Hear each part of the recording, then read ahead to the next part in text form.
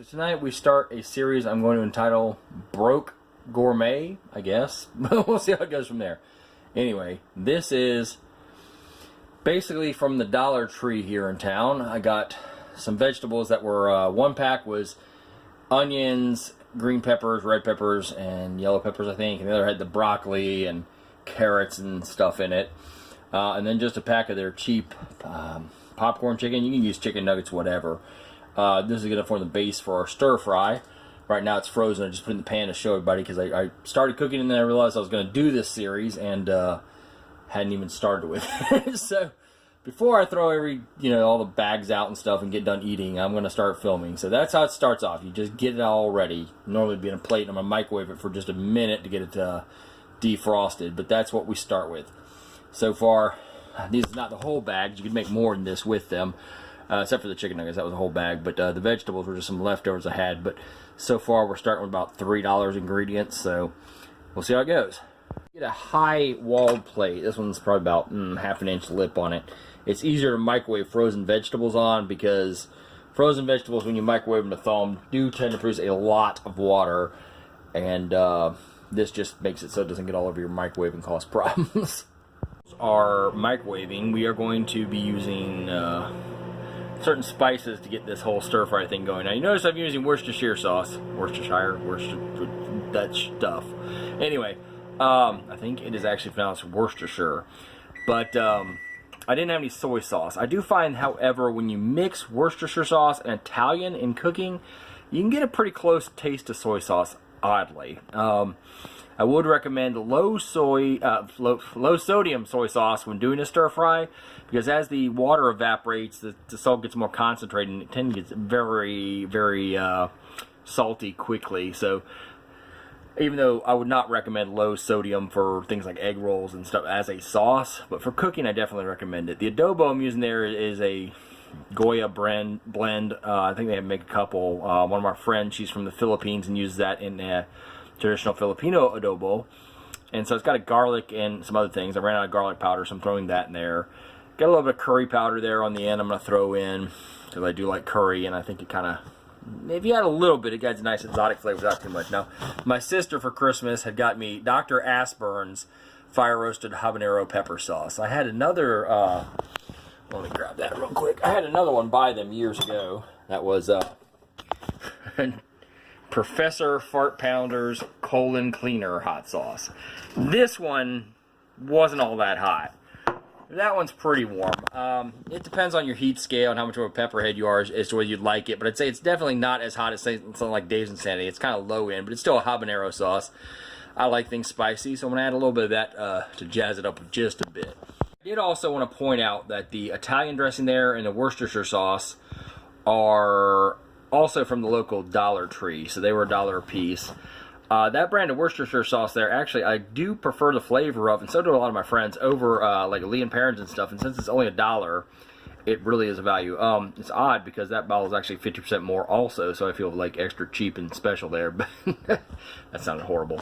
But nonetheless, the Dollar Tree lately has gotten some really interesting products in that I especially in the sauces area and stuff that are good and very inexpensive. So if you're on a budget like I am and need to jazz something up, not just eat plain run-of-the-mill stuff, this is kind of what this series is going to be about. With gas, things are entirely different the way you do them, as I understand. Well, not entirely, but a lot more even heat and stuff. You don't have to stir as much. But I have electric because that is my life. I usually start on a lower heat to kind of get the vegetables up to heat before adding all the sauces in.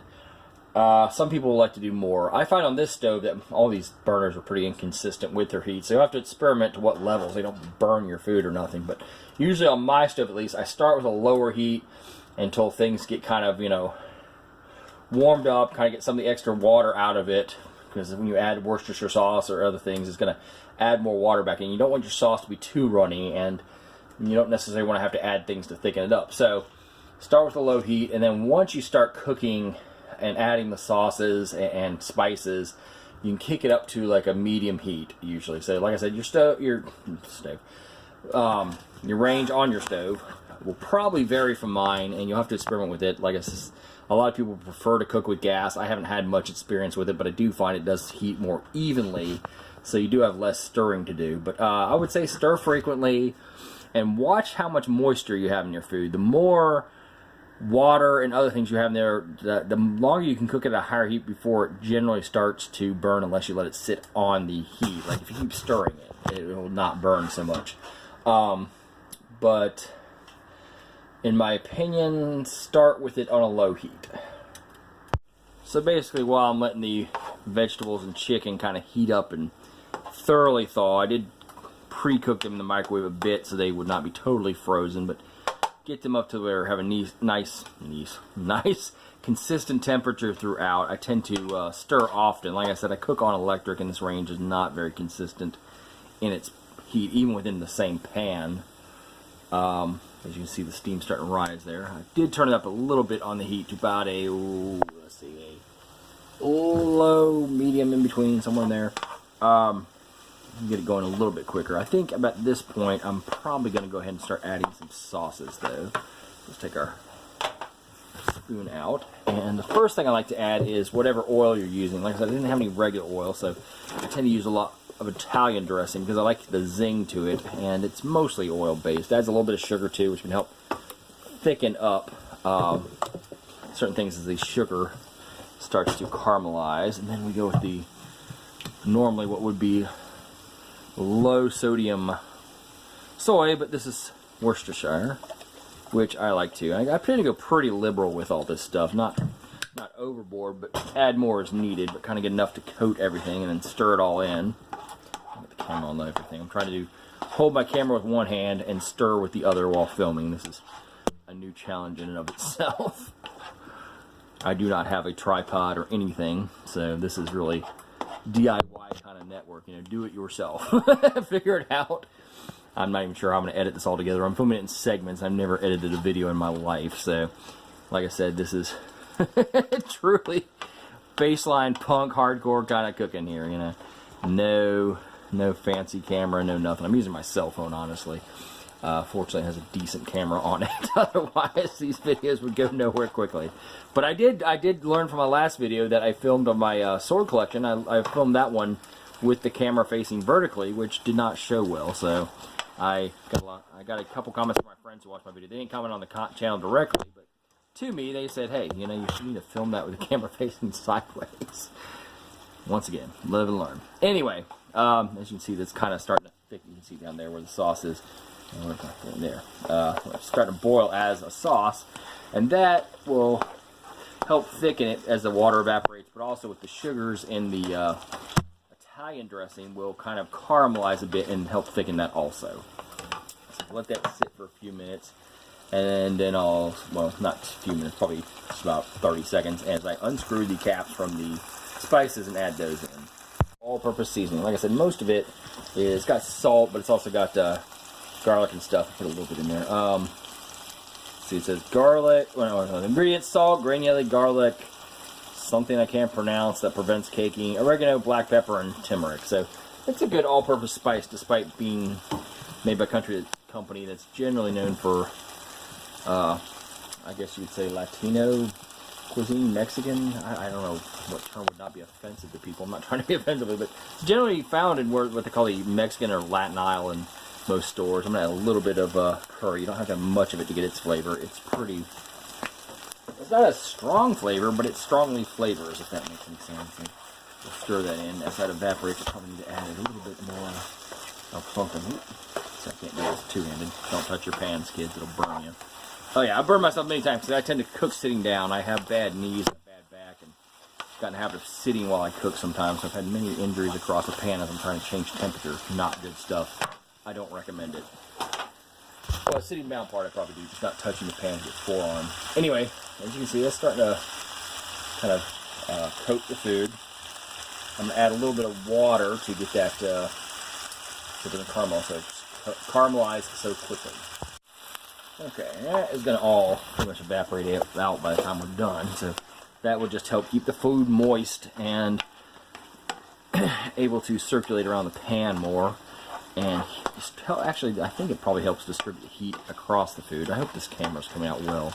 I'm trying to stir and watch and go back and forth, so I'm probably getting a lot off. But as you can tell, it is definitely got spices all over that food. Now, this is where you'd stop if you don't want, I mean, in terms of adding ingredients, if you don't want to kick it up to a heat. But if you do, this is where I'd recommend it, because as the hot sauce mixes with the water, it's easier to actually stir onto the food as a sauce rather than trying to do it when it usually comes. Most hot sauces are fairly thick and goopy. Make sure I get back on the food with that. So when we stir that around, it will. Oop, I ejected a chicken from the pan there. Catch that back. There we go. Okay. And that should help. Certainly, as you can tell, that is getting fairly thick as a sauce. It'll thicken, of course, more once the heat's off it. So I tend to keep stirring it frequently like I'm doing, just constantly stir it around the pan.